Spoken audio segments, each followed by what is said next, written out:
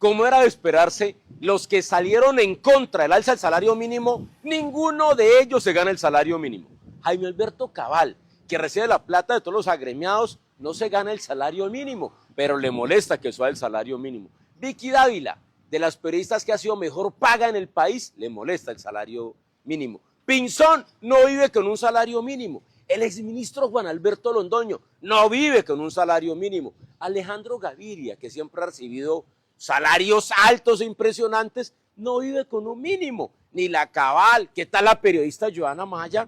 Que le paguen un mínimo a ella. RC no le paga un mínimo por presentar.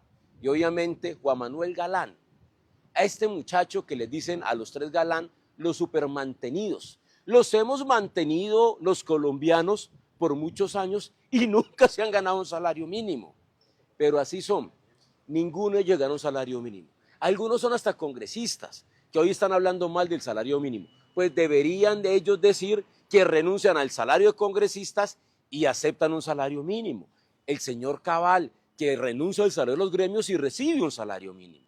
Pero todos aquellos que están en contra reciben salarios de más de 40 millones de pesos, pero les molesta que un pobre gane un salario mínimo. Vamos para adelante. Esto es dignificar el trabajo.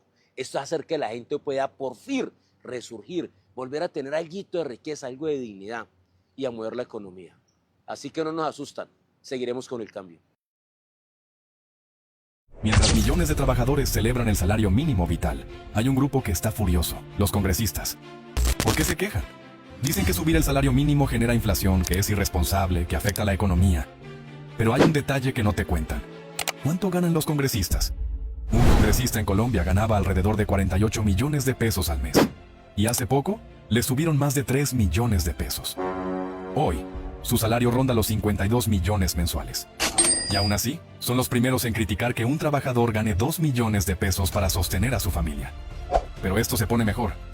El presidente Gustavo Petro anunció que planea eliminar la prima de servicios de los congresistas. Una prima que puede llegar a 15 millones de pesos. Un privilegio que no tiene ningún trabajador común en Colombia. ¿Y qué hizo el Congreso? Se molestaron, porque cuando el ajuste les toca a ellos, ya no es responsabilidad fiscal. Y además, este diciembre, el presidente no les dio vacaciones. Los puso a trabajar mientras millones de colombianos sí siguen trabajando con salarios mínimos. Comparación rápida. Un trabajador, 2 millones. Paga arriendo, servicios, transporte, comida, educación. Un congresista, más de 52 millones, primas, esquemas, viáticos, privilegios. Entonces la pregunta es, ¿quiénes son los que realmente están desconectados del país? ¿Los que piden un salario digno o los que ganan 52 millones y dicen que 2 millones es demasiado? El problema nunca fue el salario mínimo.